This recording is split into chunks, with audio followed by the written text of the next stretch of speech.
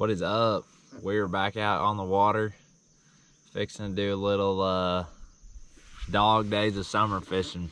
The main goal for today is I want to break down how to find fish during the dog days of summer. It's July 22nd. It's hot. It's been muggy. It's been rainy. It's been nasty. You know, things are starting to get tough. It's getting hot enough where some of the fish are starting to get lethargic. So I figured, you know, today would be a great day to come out here and kind of break down for you guys, you know, what I'm looking for, what I'm trying to do, you know, during this time of year. Late July, you know, going into early August, it can be good fishing. I mean, you can catch fish if you can figure out what they want, you know, locate them. But, you know, it's dog days of summer. A lot of people out on the lake aren't catching nothing, or, you know, trying to go for them at night, and still at night it's tough. So, but at the same time, this is one of my favorite times of the year to fish, because sometimes they'll get so shallow their backs are almost out of the water, or they could be, you know, out deep. Now this place has got a thermocline in it, bad, really bad. Last time I was here, it was bad, and this morning I was idling back in here and I could see it on my graph. It's about, you know, 15-ish foot deep. So chances of your fish being, you know, less than or deeper than 15's probably not great. Other than that, right now we're just kind of back in a little pocket. It's going to do a little intro for you guys, talk to you a little bit, let you know what we're going to try to do today. Like I said, it's the dog days of summer, so, you know, it can make you or break you. It can be real tough, or it can be really good. So I haven't been out here in a while. This grass is, I've never seen it like this before, and where I'm sitting particularly, it doesn't look good at all. Now I'm seeing little bluegill and little baitfish running around, but it's almost real snotty right here. I don't know if it's choked out or what the deal is with that, but it doesn't look great right here. But that doesn't mean you can't catch any. So hopefully we can get a little frogging for you guys. We've took the 360 off the front because we're gonna get up in the cheese today. I mean, we're gonna be up in the cheese grading it today. I ain't gonna be afraid to get, you know, inches shallow and get as far up in the grass as I can. So I've took the 360 off. Live scope this, live scope that. Look, I neglected live scope when it first came out because I cut my teeth fishing shallow. I love to fish shallow, and that's what we're gonna try to do today. But times have changed, things are different. It's not because I want a live scope, you know, and I've never been a hater of it. I just like to catch bass. Don't matter what it's doing. It don't matter if it's on a crappie jig, a live minnow, or a 10-inch spoon on scope. It don't matter.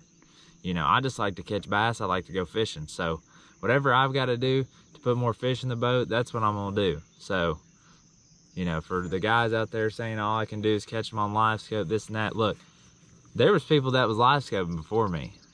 But I realized real quick that I needed to take advantage of it, or I was gonna get left in the dust. Anyways, we are posted up in the cheese right now. It's a nice morning. It was real foggy. I let the fog burn off. And we're gonna see what we can do here. Hopefully we get some sick frog bites for y'all. I'm hoping that's what goes down here, but you never know about this place. You know, we may catch them out of 8 inches, or we may catch them out of, you know, out deep on some structures. So we'll see, out of some timber. So y'all stay tuned in. This ought to be a good one.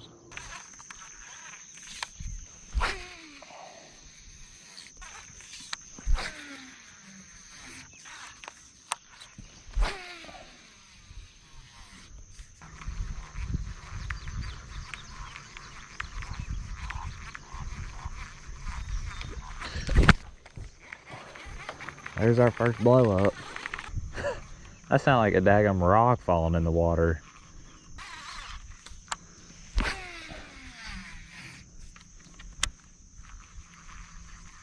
I know there's one back in there.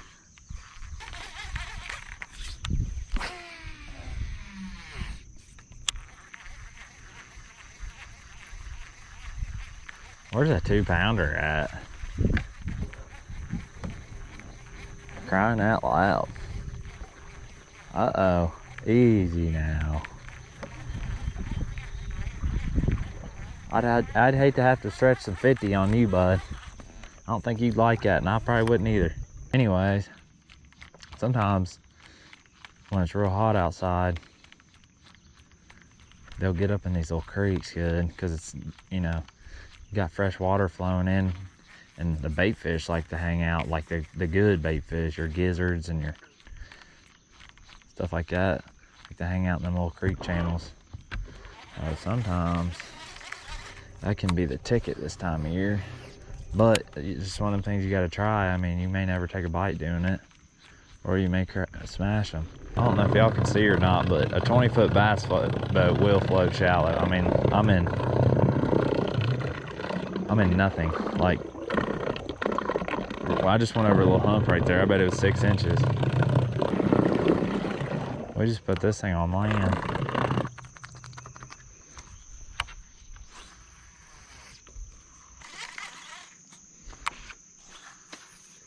What do y'all think that is?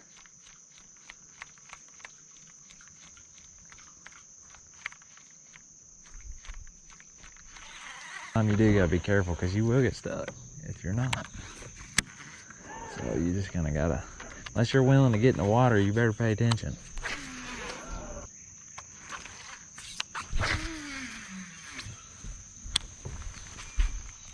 Oh no, hey, no, quit.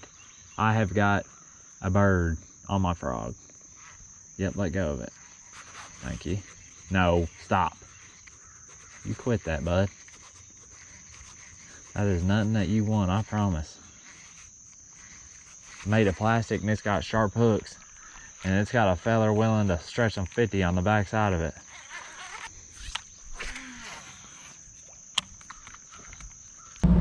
So here's the deal, guys. We're out here, we're gonna try to catch some shallow for y'all. I'm gonna try to catch some on a frog, maybe punching a little bit or what. But we just fished pretty much a whole creek arm and had one blow up that whiffed it. So could just be an area deal. I'm gonna say that's not the case, but don't mark my words there. I'm gonna say today, where it's overcast and it's a little windy, that potentially that grass frogging bite may not be great.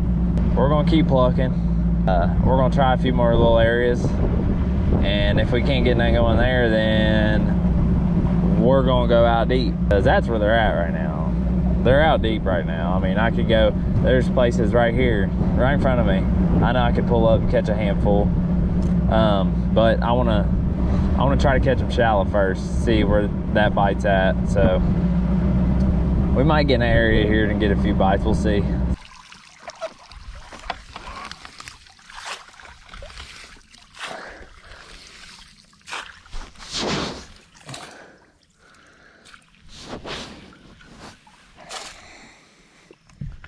Unreal.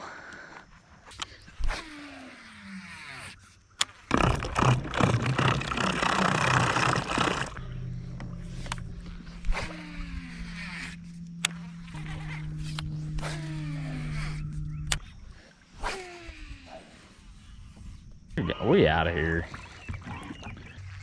I mean, I ain't gonna do this all day. If I wanted to work my wrists out, I'd get a desk job,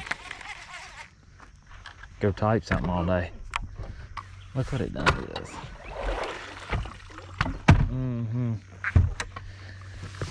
That's why you run that Fish Obsessed mount. It don't tear it up, it just knocks it out of place, and you put it right back. Well, boys and girls, hate to tell you, but I believe we're gonna end up with some screen time behind us.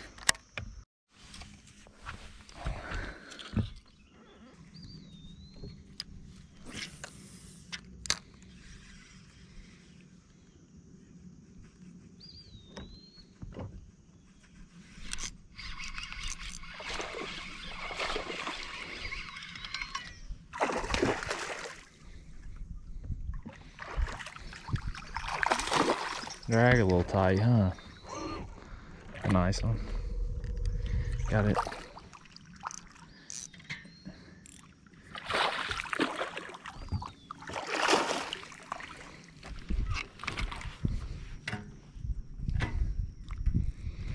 He was sitting up high like a blimp. Well, it's our first bass of the day. Look at his gills. Someone has ripped his gills out. That's horrible. I'll get him back. Sorry, buddy. We have frogged for about 2 hours. Maybe not quite 2 hours, but we've frogged for a while. And we've had one blow up was all. And it was at the very beginning. And so, you know, I decided I didn't have the scope on. I wasn't even doing any of that. I was just fishing shallow. Well, we've had zero action whatsoever. So I'm not out here to cast and get reps in. I'm out here to catch fish. So, and I'm out here to break down, you know, what I'm doing and what I'm finding, how I locate fish this time of year. So I turned the scope on for you guys, and we caught one within about 5 minutes into it. So I'm gonna keep plucking and we will see what happens.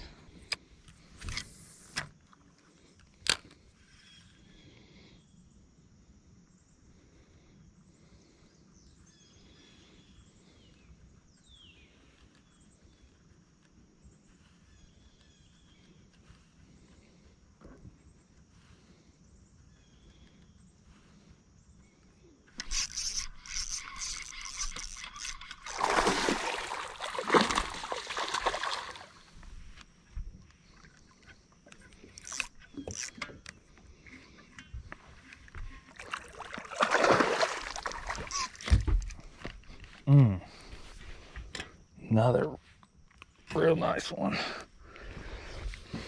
He ate it right at the boat. I had to talk him into biting. He didn't know if he wanted it or not, and I just kept it steady. I'm out here practicing my casting.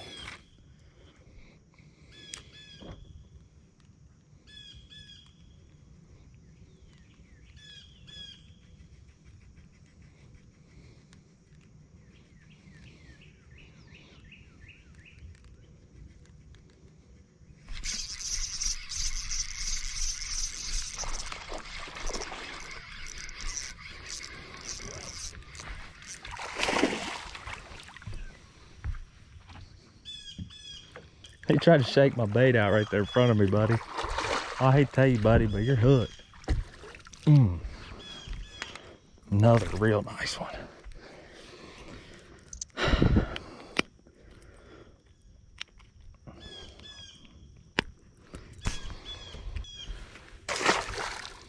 He was in a little doozy together. They're just roaming these timber lines and the grass edges looking for bait fish. That's all this is. It's nothing crazy. It's very simple. And I saw the bait this morning when I was idling to go fish shallow. But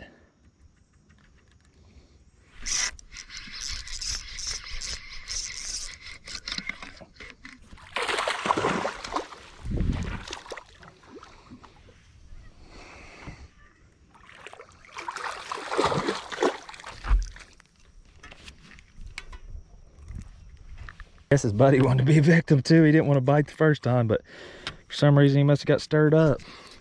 Thought something good happened.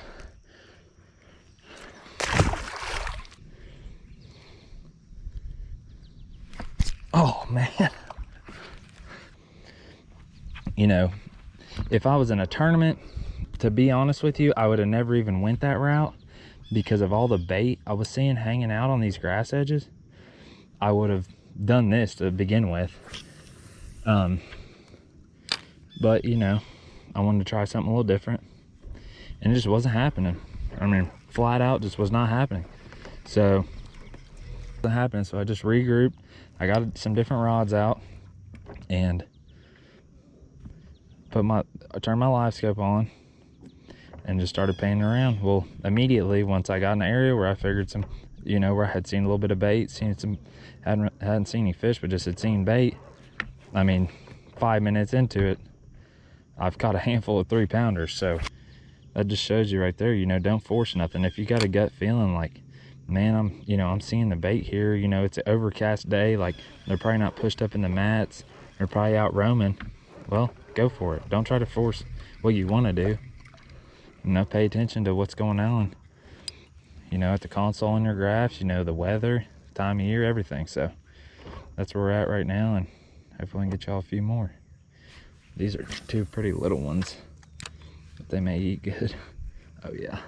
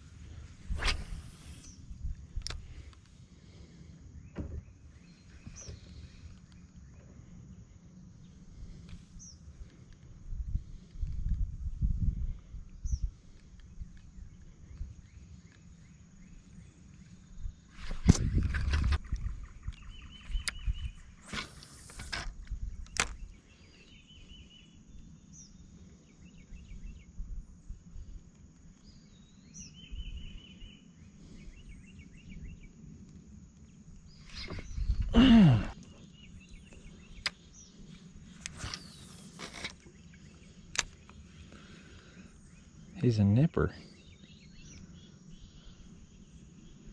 Just keeps nipping it. There he goes again. Got him that time.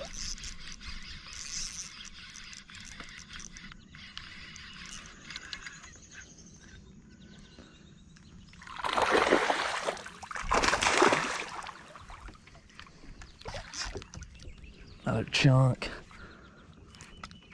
Chunkosaurus Rex. Man, I know y'all saw that. I threw to him multiple times. He just kept nipping it, missing it. So I didn't set the hook, I just reeled into him. I got him right in the corner of his mouth.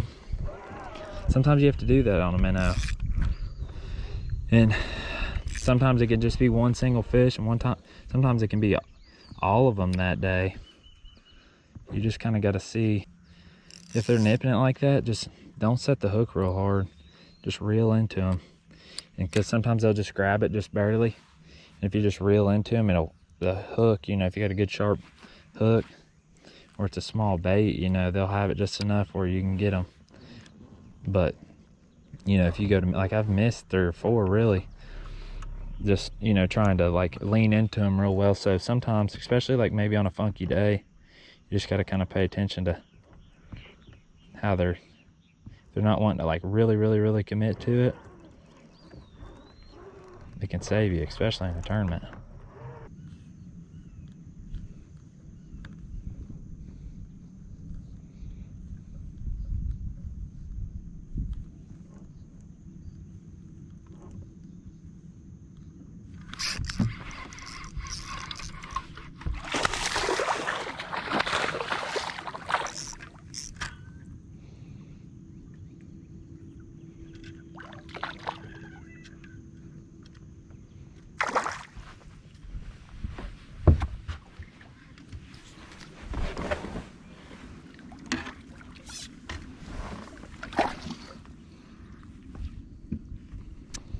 Down the hatch.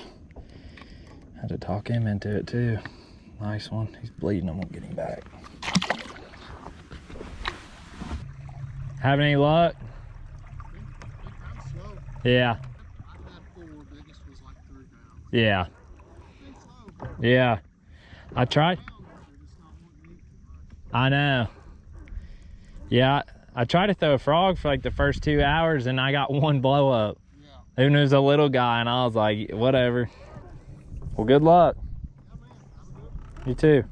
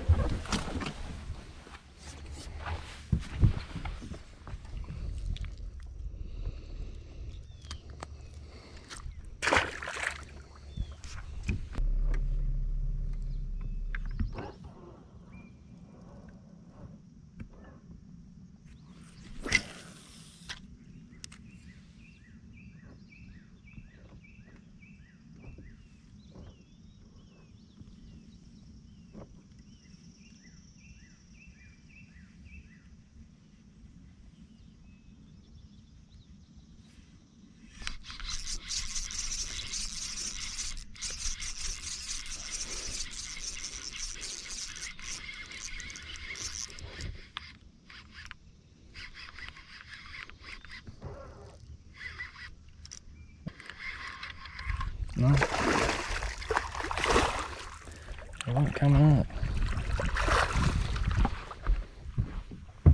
He nipped it. Just barely. And I let him inhale it. Got him. Ooh, he may be a keeper here. Nice bass, nice bass. Real nice one, 4-pounder.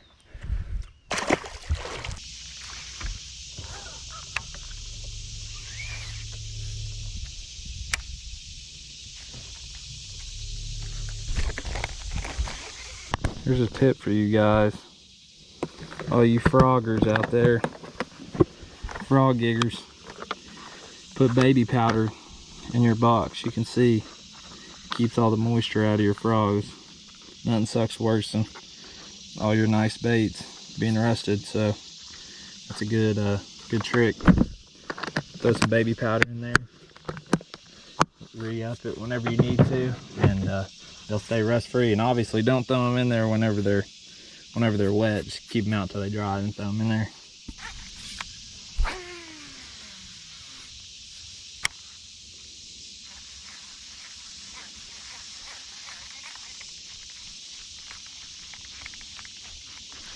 Oh my. Ooh, what a bite.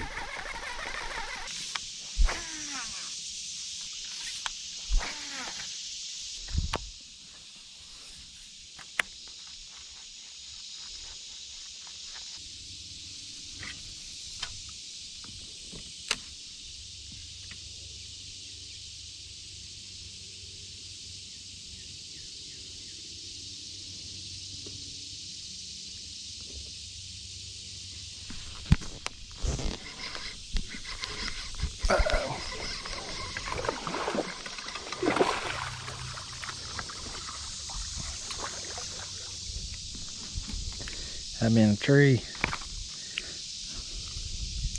soon as we quit throwing in that grass, we caught one. That don't tell you anything. He's moving quick. He's going to the bottom now. He might come back up. He may make an uptrend. Yeah, he is. He's looking for something to eat. Still didn't see me. He's not that big, so I'm not too worried about it. But anyways, so we're gonna jump around, look at some different stuff, try to figure out where these fish are setting up this afternoon. It's definitely changed a little bit, but you know, the conditions have changed, so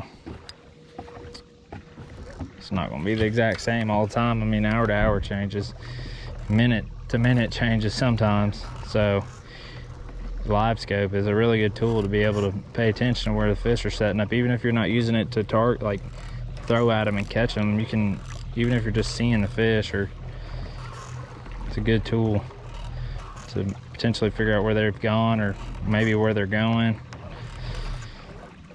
So anyways, we're gonna bounce around and see what we can do.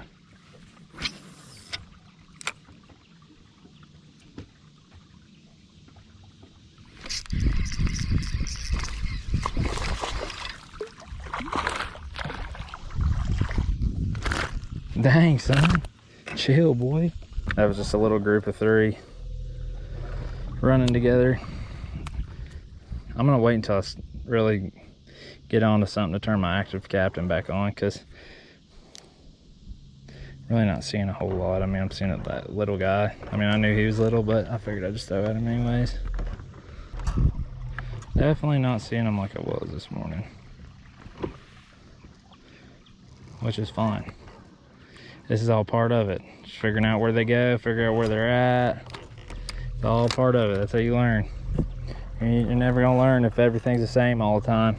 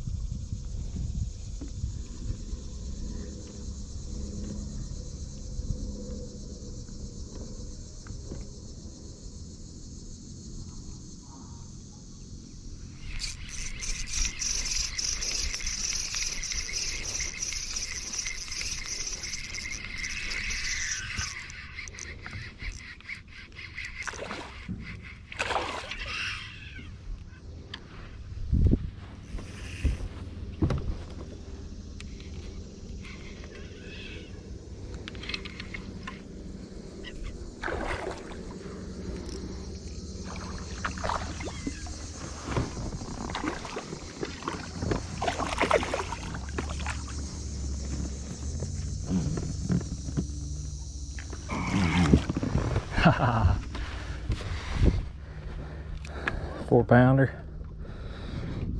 He just barely came up. What I was talking about earlier with just the reeling into him. I mean, look, he just had it barely. That's a nice one. 4-pounder. All day long.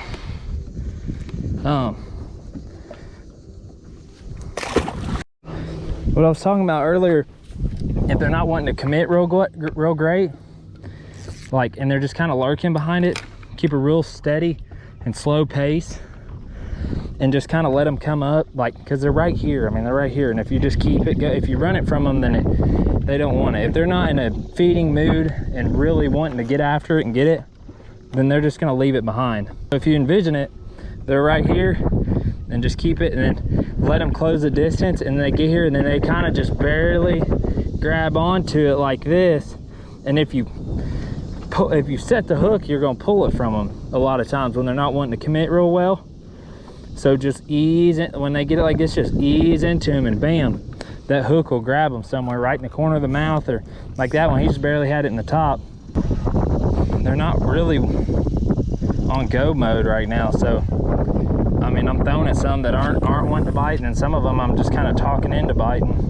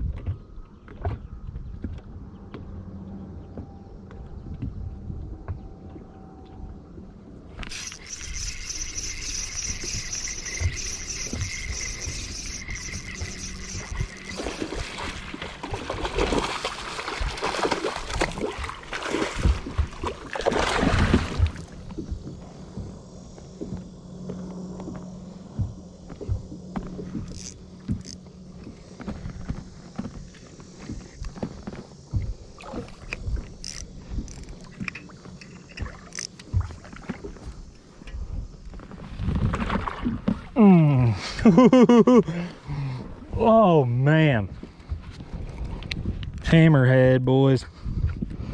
Hammerhead shark. I know y'all like that. That's a freaking toad, boys.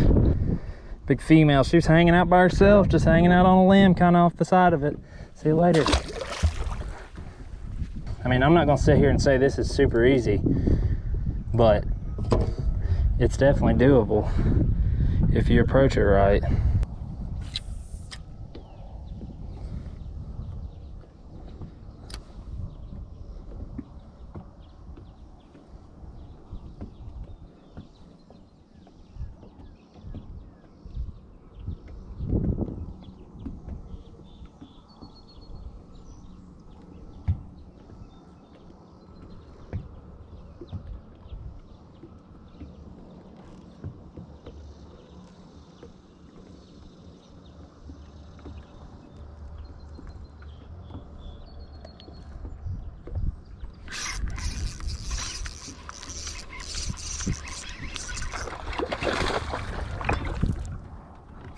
He just spit up.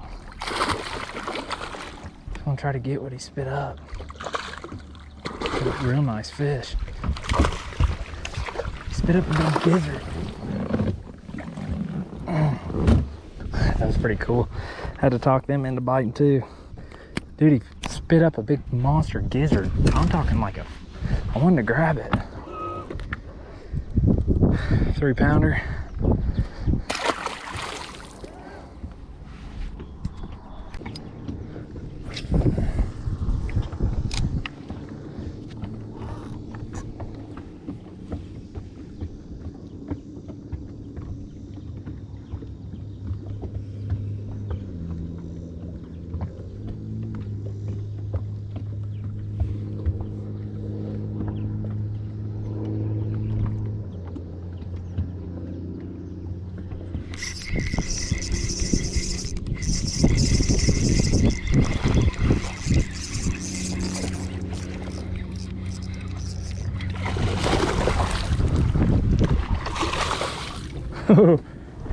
Does not want to get in this boat.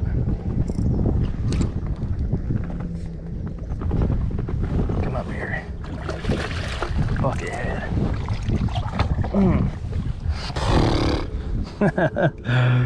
Oh man.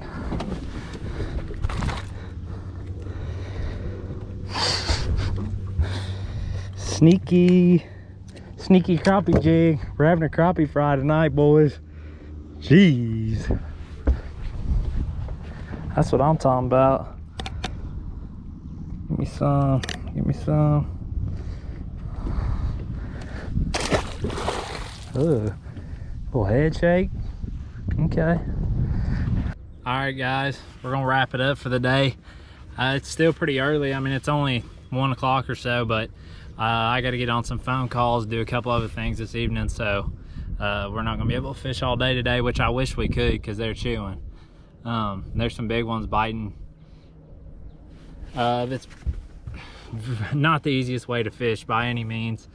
It's pretty advanced, you know, the way I had to catch a majority of my fish, just because of the fact that, we'll get into that here in a minute. I'm just going to break down what happened for majority of the day. So this morning, you know, I talked a little bit.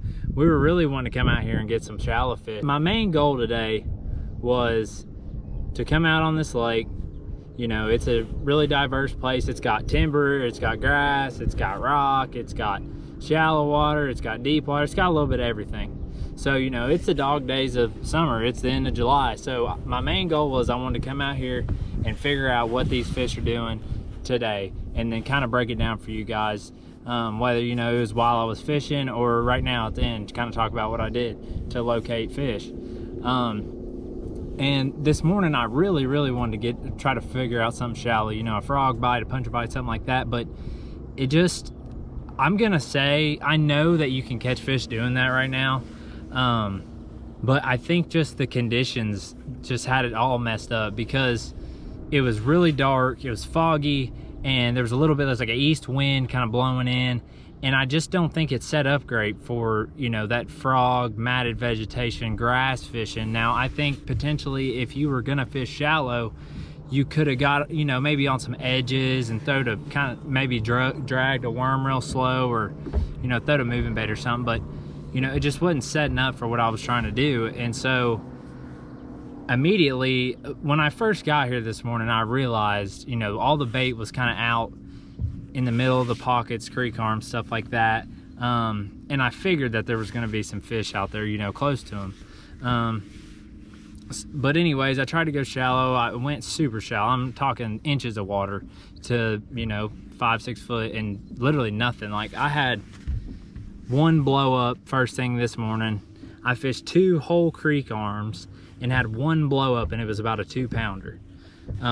So I'm like, okay, you know, it's just not happening. Like, I like to catch fish. I'm here to break the lake down and figure out what they're doing. I'm not here to just, you know, try to do one thing all day. I mean, I'll do whatever it takes to catch the fish. So when I went back in the second creek arm, I was seeing some bait, you know, scattered out in a mud flat. So when I got out of there, I was like, well, I'm gonna kind of regroup and drop down right here, turn my scope on. Well, immediately I started catching fish, and those fish were just hunting, cruising, you know, looking for bait. They were just, all they were on the insides of the timber and the grass, and they were just on them. They weren't holding on the mud flat, but that's where the bait was. And they were just running around through there, you know, looking for something to eat this morning. So I did that for a little bit. Well, then I started to notice that it seemed like I could tell they were starting to move, because they weren't staying in the middle, kind of around the bait, and the day was starting to change. The sun was starting to come out, this morning was starting to get up. I could tell they were starting to move. Well, they started moving towards the timber, and there was some coming in and out of it, you know, some going to it, some still coming out of it, some still roaming around. I caught a few, you know, doing that. And then, you know, but I could tell they were on the move. So I was like, all right, I'm gonna try this. You know, the sun had kind of got up. I'm gonna try frogging one more time, you know, and see, maybe I was in a bad area, you know, maybe they just weren't set up in there yet. Well, I went and frogged for like an hour or better, and I mean, again, inches of water to you know, where the grass was topped out at, and nothing. I think I had one more blow up, and it looked like a decent one. I mean, a 2 3/4 or something, maybe, in, you know, 10 inches of water or something, and I missed it. And I maybe had some little bluegill pop in it and stuff, and I think I missed one on a swim jig or something. So it wasn't nothing great. So I'm like, all right, well, you know, this just, my timing's off for this. You know, I think if you were gonna do that, it would be now. The sun is up, you know, the wind's kind of calmed down. I sat down and ate lunch. It was about 11 o'clock, and I was eating, and I started hearing those bluegill pop, and I had been paying attention the whole time I was up in the shallows. Like, I was, you know, looking to see if I was seeing any fish, looking to see if I was seeing any bluegill, bait fish, you know, listening to the bluegill pop. Once the sun started coming up, all the bugs started kind of gravitating to the mats, and bluegill did start popping. So I'm gonna say, if you were gonna try to do that, you know, later in the day, once the, you know, the conditions started changing, started warming up and everything, you know, now till dark may be the time to do that. I could have just missed it completely. But for the time that I was out here, after I got done with that, I went straight back out towards the timber, because I figured those fish that were roaming, if they, you know, if they were kind of done, or they weren't out there still, you know, they probably started getting close to the timber, of course, maybe start pushing up in the grass, whatnot. Well, that's exactly what happened. I caught one out of the timber immediately.